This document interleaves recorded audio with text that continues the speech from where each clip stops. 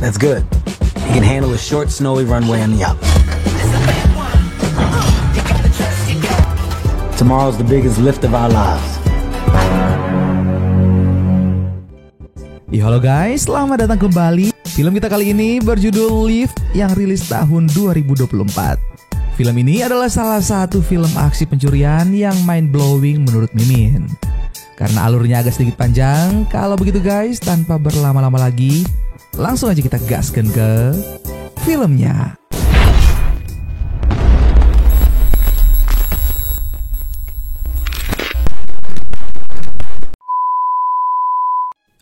Film pun dimulai dengan memperlihatkan kota Venice yang sungguh indah dan menawan. Saat ini di Venice ada sebuah acara pelelangan besar yang dihadiri oleh para pemburu barang-barang berharga.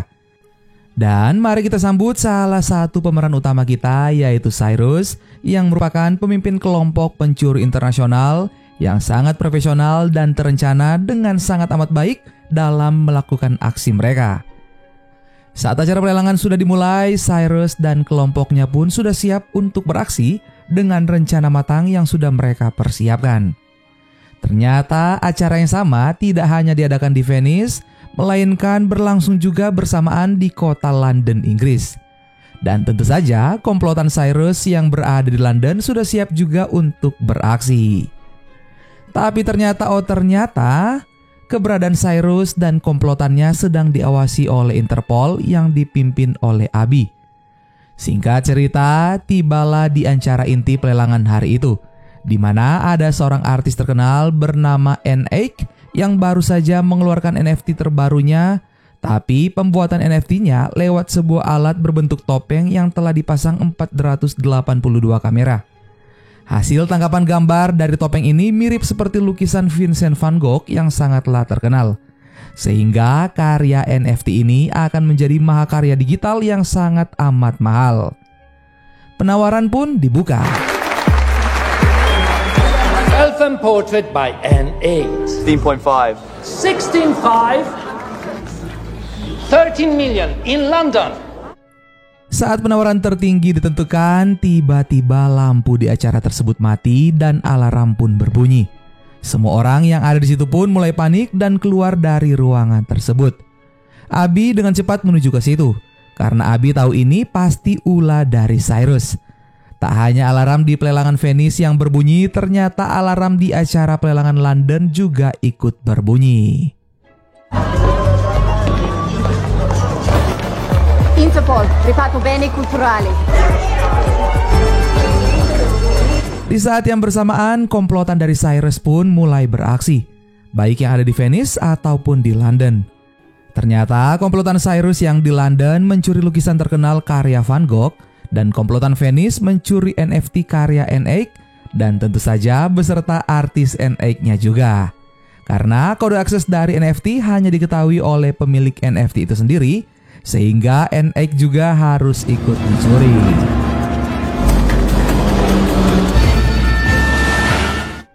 Abi yang melihat Cyrus dan komplotannya pun akhirnya berusaha mengejar mereka. Tapi tentu saja hal itu tidak mudah. Aksi kejar-kejaran pun terjadi dan singkat cerita Cyrus berhasil kabur dari Abi.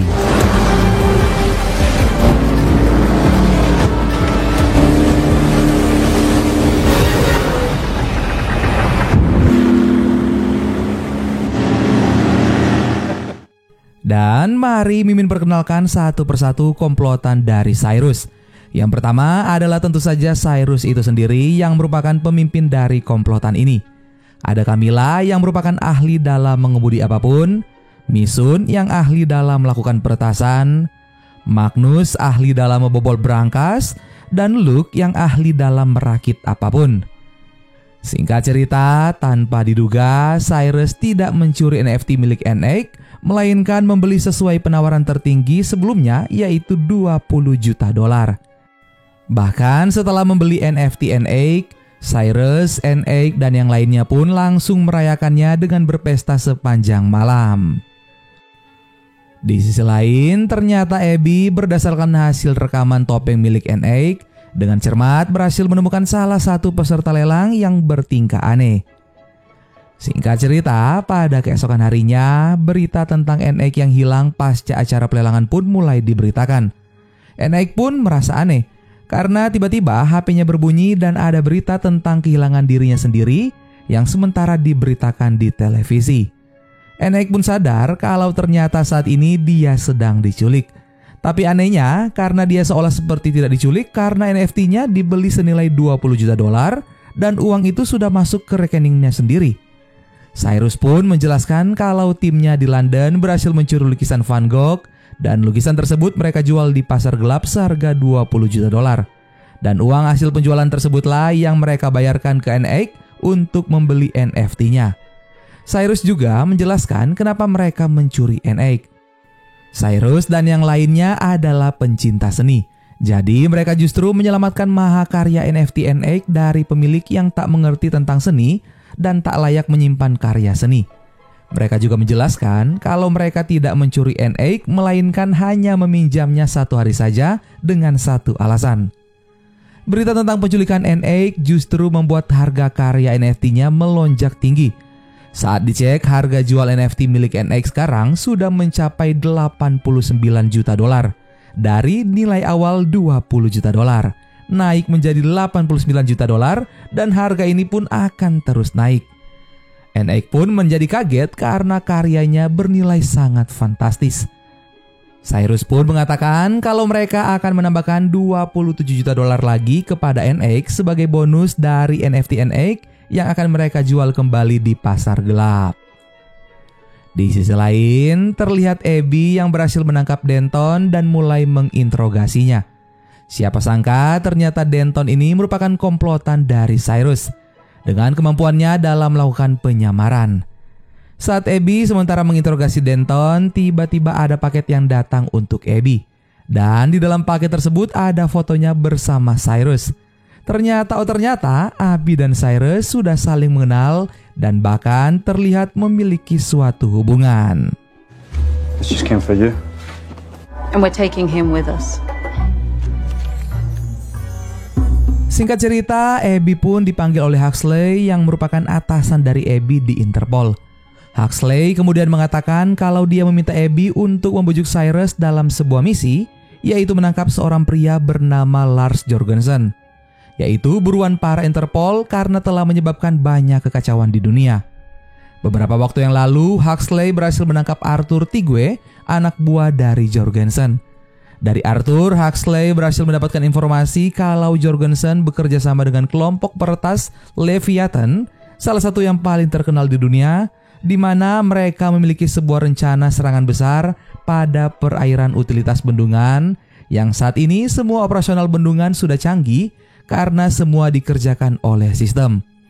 Jadi, jika bendungan itu diretas dan dikuasai, maka bendungan itu akan dihancurkan sehingga akan menyebabkan seluruh kota menjadi banjir. Bahkan setelah itu akan terjadi kekeringan yang akan melanda sehingga menyebabkan jutaan orang bisa meninggal. Dari hal itulah Jorgensen akan untung besar karena saham utilitas tersebut sudah digoreng oleh Jorgensen. Tapi masalahnya Huxley tidak mendapatkan informasi kapan Jorgensen akan melakukan aksinya itu.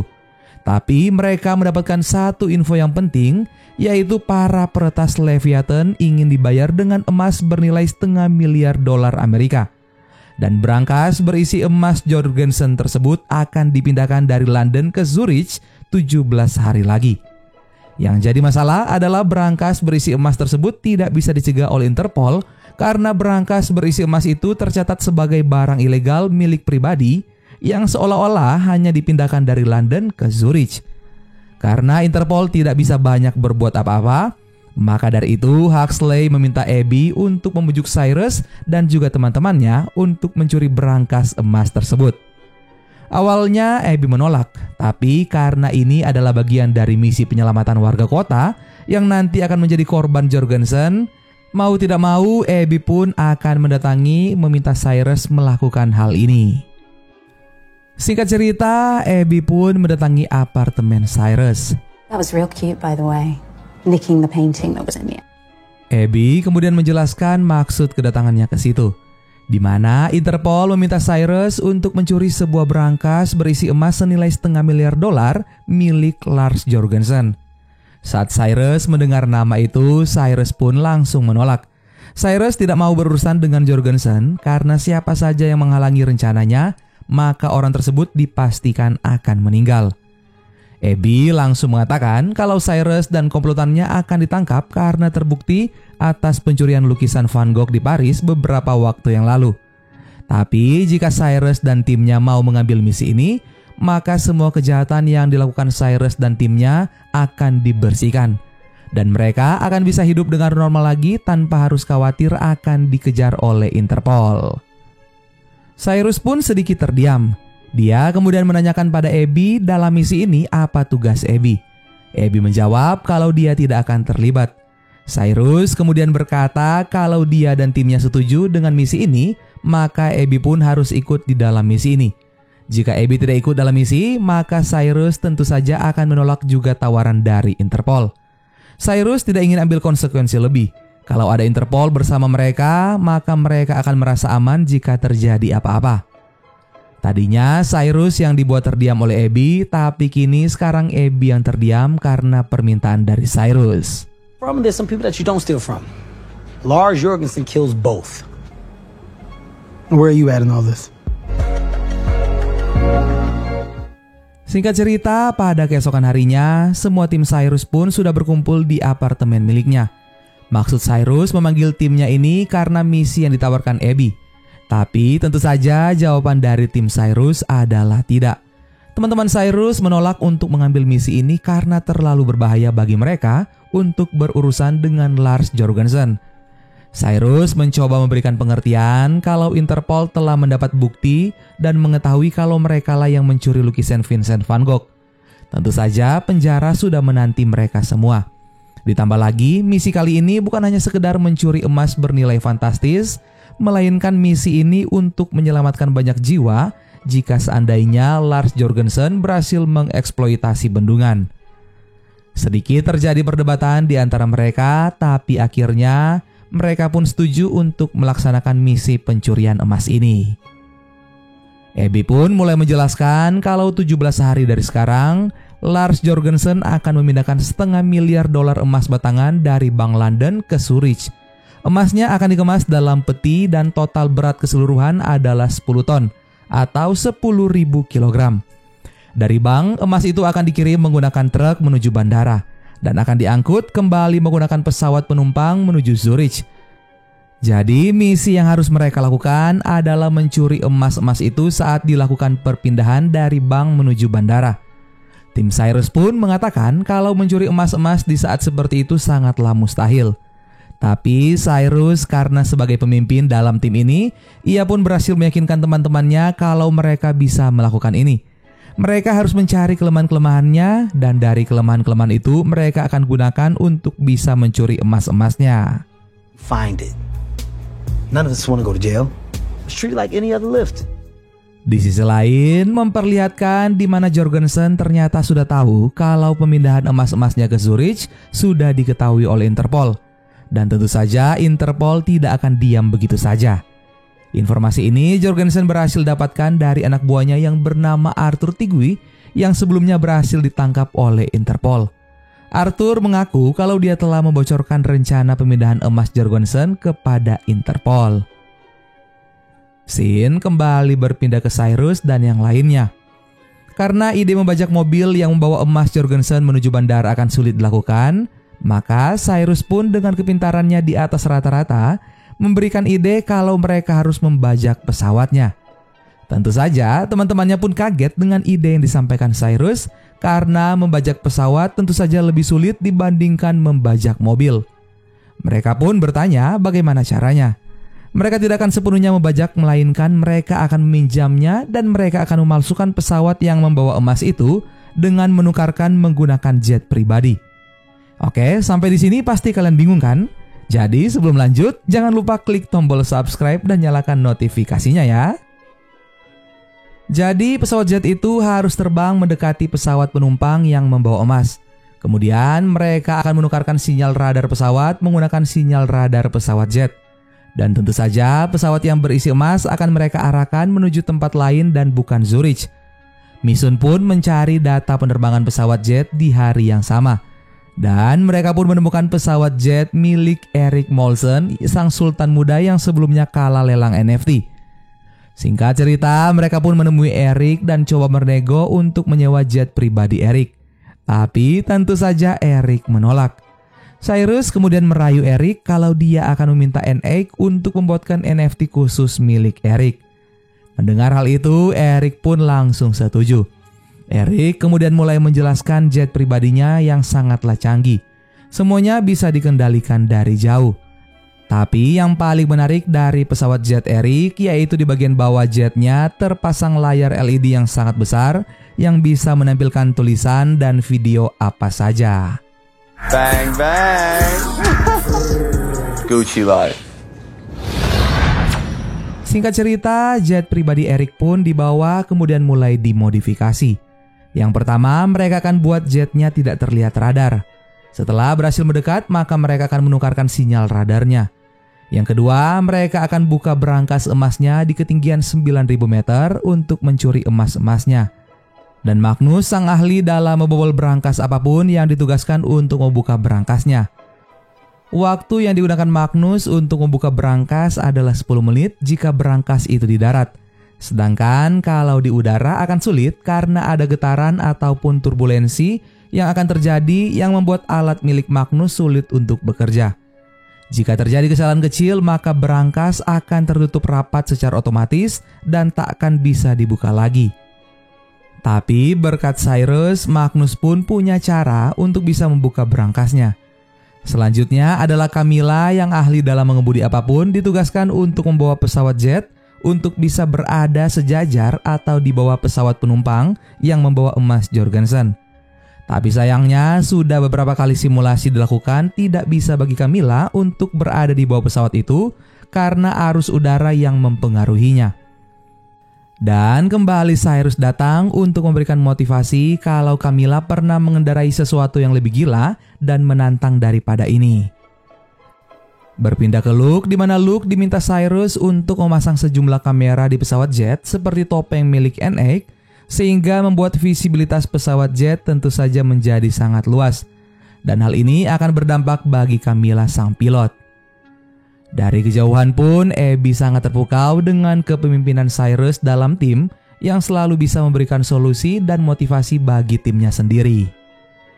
Misun kemudian memanggil Cyrus dan mengatakan kalau dia punya cara agar pesawat jetnya tidak terdeteksi oleh GPS milik pesawat penumpang yang membawa emas Jorgensen dengan pusat kontrol lalu lintas udara di sana. Tapi yang jadi masalah adalah jika pusat kontrol lalu lintas udara melihat dua signal pesawat di titik yang sama atau signal pesawat penumpangnya menghilang, maka hal ini akan menjadi masalah yang besar. Cyrus kembali memberikan masukan di mana jika teknologi pusat kontrol lalu lintas tidak bisa diretas, maka mereka akan meretas orang yang bertugas di pusat kontrol lalu lintas udara tersebut.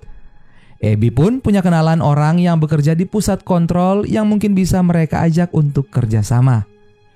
Scene akhirnya berpindah di mana Abby dan Cyrus bertemu dengan kenalan Abby yang bekerja di pusat kontrol udara yang bernama Jerry. Mereka pun berhasil membuat kesepakatan dengan Jerry. Scene kembali berpindah di mana Abby dan Cyrus datang ke sebuah taman dan bertemu dengan Huxley. Huxley kemudian menjelaskan kalau Interpol mendapatkan informasi bahwa Jorgensen mempercepat pemindahan emasnya, di mana waktu mereka kurang dari 10 hari lagi. Mendengar hal itu membuat Cyrus ingin mundur dalam misi ini. Tapi Huxley kembali mengancam Cyrus dengan ancaman dari Abby sebelumnya, di mana mereka akan segera ditangkap dan dipenjara karena pencurian lukisan Van Gogh. Karena tak ada pilihan lain lagi, Cyrus pun tetap akan menjalankan misi ini.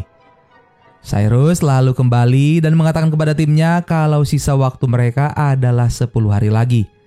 Mendengar hal itu bukan membuat teman-temannya menyerah, melainkan mereka menjadi lebih bersemangat. Ditambah saat itu mereka juga sedang menonton siaran berita yang menyiarkan bencana banjir bandang yang terjadi akibat beberapa bendungan sistemnya error. Tentu saja mereka tahu kalau ini adalah salah satu perbuatan dari Jorgensen. Banyak warga yang menjadi korban, sehingga membuat semangat dari teman-teman Cyrus kembali membara. I'm in. Count me in too. Melihat semangat dari teman-temannya membuat Cyrus kembali bersemangat untuk bisa menyelesaikan misi ini dengan baik. Scene pun berpindah di mana memperlihatkan Misun yang berhasil membuat pesawat jetnya tidak terdeteksi radar dengan menutupi semua badan jetnya menggunakan lempengan-lempengan besi.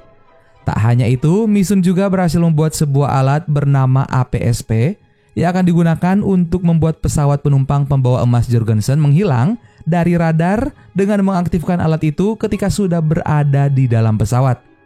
Tapi masalahnya adalah alat itu bentuknya seperti bom dan tentu saja itu tidak akan diperbolehkan oleh pihak bandara untuk dibawa.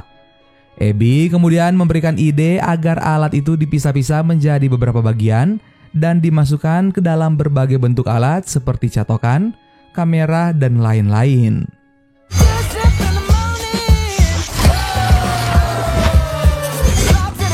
For you, Abby? Thank you. Singkat cerita, akhirnya semua persiapan mereka telah selesai. Aksi mereka pun dimulai. Cyrus dan yang lainnya pun sudah berada di dalam pesawat. Begitu juga dengan beberapa anak buah Jorgensen dan tentu saja dengan emas-emas batangannya yang terkunci rapi di dalam berangkas. Saat yang lainnya sudah berada dalam pesawat dan sudah dengan posisinya masing-masing, ternyata Luke tiba-tiba mengundurkan diri dalam misi kali ini karena takut berhadapan dengan Jorgensen nantinya. Untungnya tugas Luke masih bisa dihandle oleh Abby. Pesawatnya pun akhirnya lepas landas. Begitu juga dengan pesawat jet mereka. Di sisi lain terlihat Jerry, orang yang mereka sewa yang bekerja di gedung Air Traffic Controller. Jerry pun mulai menjalankan tugasnya untuk memandu pilot dalam pesawat tersebut. Cyrus dan yang lainnya pun mulai beraksi, dimulai dengan Abby yang ditugaskan untuk merakit kembali APSP. Camilla pun sudah bersiap untuk semakin dekat lagi dengan pesawat. Tapi tak disangka Abby justru menjatuhkan alat yang sudah dirakitnya. Karena melihat Abby yang terlalu lama di toilet, membuat Cyrus pun menyusul Abby ke dalam toilet. Di saat yang bersamaan juga anak buah dari Jorgensen mulai mengetuk pintu toilet untuk buang air kecil juga. Tapi beruntungnya di saat yang tepat APSP berhasil dirakit kembali, begitu juga dengan Camilla yang berhasil mendekat dengan pesawat, bahkan tepat berada di bawah pesawat.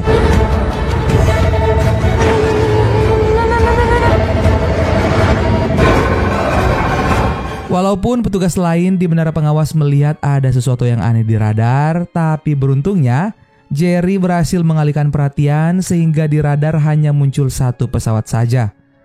Jerry pun mulai menginstruksikan di mana di Zurich akan terjadi cuaca ekstrim dan juga angin yang sangat kencang. Jadi diminta pesawat untuk mendarat di bandara terdekat dari Zurich, yaitu di Cortina. Dan ternyata dari pesawat jet yang dibawa oleh Camilla mengeluarkan drone yang membuat seolah-olah pesawat yang membawa emas di radar menara pengawas tetap menuju Zurich. Di dalam pesawat, kapten pun mengumumkan kalau pesawat tidak akan ke Zurich karena beberapa alasan sebelumnya dan pesawat akan mendarat di bandara terdekat. Setelah mendengar hal itu, anak buah Jorgensen pun langsung bergerak. Mereka sudah tahu kalau ada sesuatu yang tidak beres.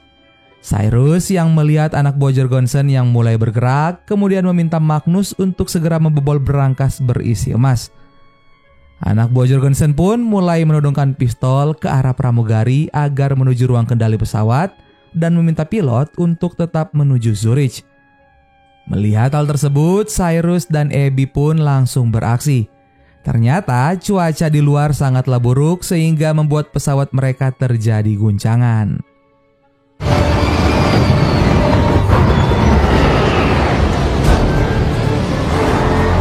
Di sisi lain, akhirnya Magnus berhasil membuka berangkas berisi emas Jorgensen. Di saat yang bersamaan juga, Cyrus dan Abby berhasil mengalahkan dua anak buah Jorgensen. Di saat Cyrus dan Abby akan menuju ke ruangan penyimpanan emas, ternyata mereka pun dicegat oleh anak buah Jorgensen yang lain. Pilot pun mulai mendaratkan pesawat. Walaupun jalur pendaratan sangat sempit dan pendek, sehingga sayap pesawat pun harus rusak, tapi beruntungnya pesawat berhasil mendarat dengan selamat, berbarengan juga dengan pesawat jet yang dikendarai oleh Camilla yang berhasil mendarat dengan selamat.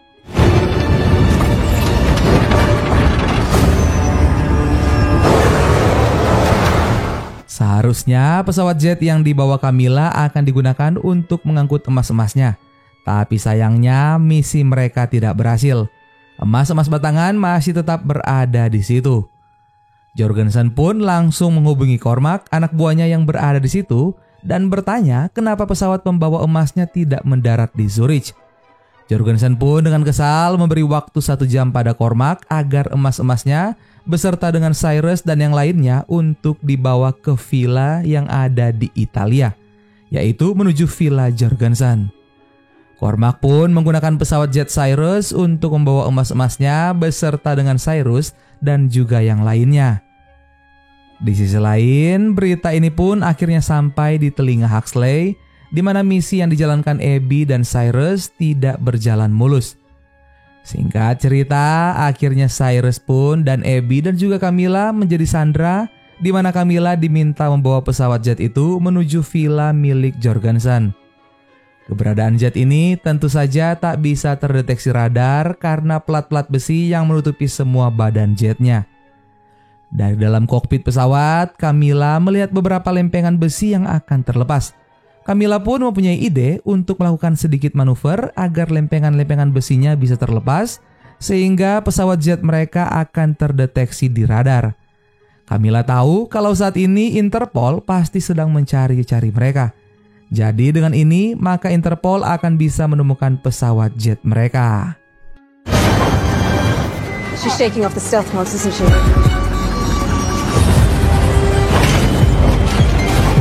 Di sisi lain, benar saja anak buah Huxley berhasil menemukan koordinat pesawat jetnya. Huxley kemudian memerintahkan anak buahnya untuk menghubungi NATO agar menghancurkan pesawat jet tersebut.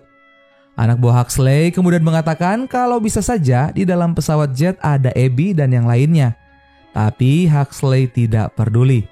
Huxley lebih peduli agar Jorgensen tidak bisa mendapatkan emas-emasnya kembali. Karena perintah atasan, akhirnya anak buah Huxley menghubungi NATO untuk menghancurkan pesawat jetnya. Singkat cerita, akhirnya NATO pun mengirimkan 2 pesawat jet tempur untuk menyusul pesawat jet Cyrus. Di saat yang bersamaan juga, kelompok peretas Leviathan sudah sampai di Villa Jorgensen untuk menagih emas-emas pembayaran mereka. Tapi saat ditanya di mana emasnya, Jorgensen malah mencari alasan dengan mengatakan kalau emas-emasnya sedang dalam perjalanan menuju ke situ. Ternyata akibat di luar kesepakatan, harusnya emas-emas itu mendarat di Zurich, tapi tidak mendarat di Zurich. Pemimpin kelompok Leviathan ini mengancam Jorgensen kalau mereka akan meretas semua akun rekening milik Jorgensen dan tidak akan menyisakan sepeser pun. Hanya dalam hitungan detik, kelompok ini bisa dengan mudah menghilangkan semua uang Jorgensen. Inilah alasan kenapa setiap kali ada orang yang mau menggunakan jasa kelompok peretas Leviathan ini, kelompok ini hanya mau dibayar dengan emas saja. Karena emas tidak bisa diretas.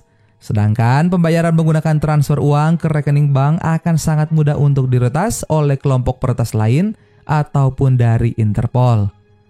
Jorgensen pun langsung panik dan mengatakan kalau 1 jam lagi emasnya akan tiba di situ. The gold will arrive here. It'll be here within an hour. Scene kemudian berpindah di mana memperlihatkan Camilla yang melihat di layar koordinat yang menunjukkan di mana ada 2 pesawat tempur yang mendekat ke situ. Tentara NATO pun langsung meminta agar pesawat Cyrus memberikan identifikasi ke pesawat NATO apakah mereka adalah warga sipil atau tidak. Kalau tidak memberikan jawaban, maka NATO sudah siap untuk menembak. Cormac pun meminta agar Camilla tetap diam dan tidak memberikan jawaban.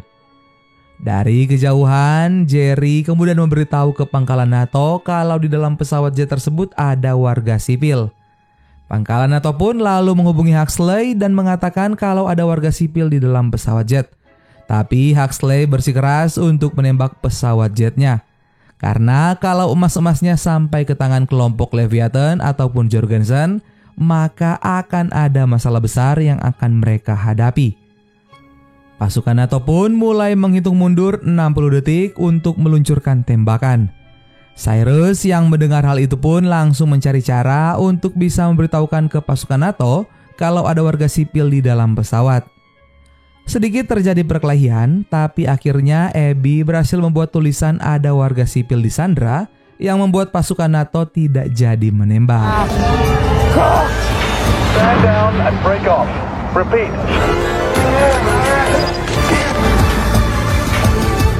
Tapi tentu saja pesawatnya masih tetap dilacak oleh NATO dan NATO pun sudah menghubungi kepolisian setempat untuk bersiap sedia ketika pesawat jetnya akan mendarat. Sedangkan di dalam pesawat jetnya pun masih terjadi perkelahian. Tapi akibat manuver yang dilakukan oleh Camilla, mereka pun berhasil menghabisi anak buah Jorgensen. Tapi masalah kembali terjadi, di mana mereka tak bisa mengendalikan pesawatnya sehingga pendaratan darurat pun akan dilakukan. Bertepatan juga Villa Jorgensen sudah sangatlah dekat. Beruntung, Cyrus dan yang lainnya berhasil mendarat darurat tepat di depan Villa Jorgensen.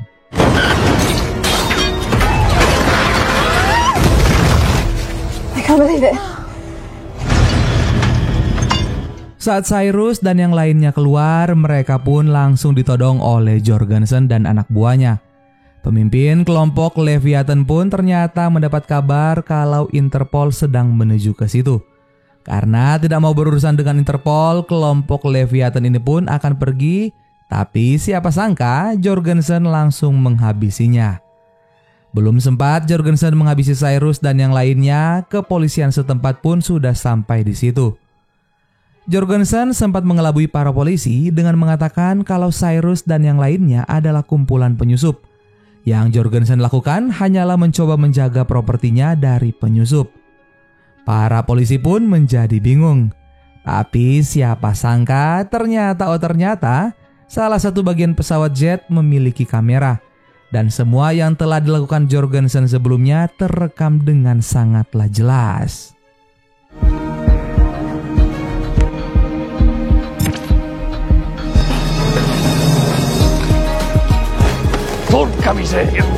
Huxley dan Interpol pun sampai di situ. Anak buah Huxley pun menjelaskan kalau sebelumnya 2 pesawat jet NATO akan menembak pesawat yang ditumpangi Abby. Dan semua itu atas perintah Huxley. Mendengar hal tersebut membuat Abby marah, kemudian memberikan sedikit pukulan kecil, lalu Abby memberikan lencana Interpolnya dan sekaligus keluar dari Interpol dan pergi bersama Cyrus dan juga Camilla. Let me explain.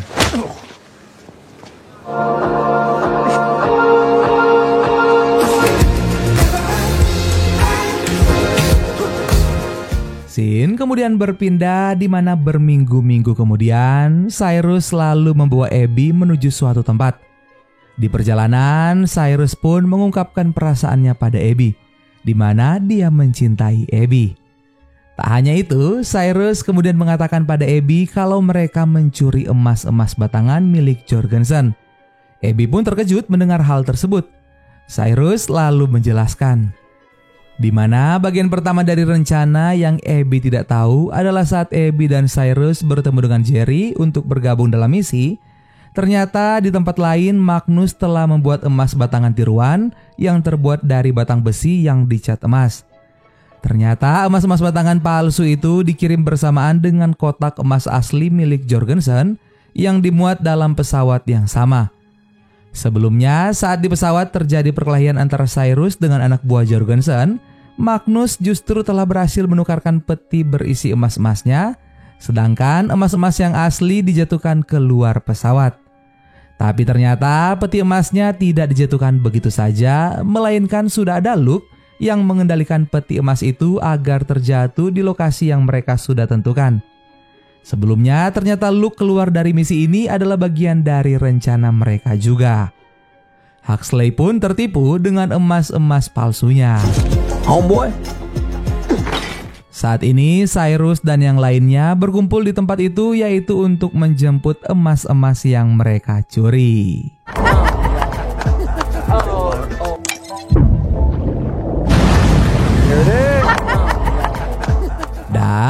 film pun selesai. Gimana guys, filmnya menurut kalian? Seru nggak? Silahkan kalian komen di bawah ya. Dan kata-kata Mimin untuk film ini adalah jangan sekali-kali bekerja sama dengan pencuri. Karena namanya pencuri, tentu saja sifat pencurinya yaitu akal liciknya akan selalu ada. Sampai ketemu lagi di film-film seru selanjutnya dan dadah!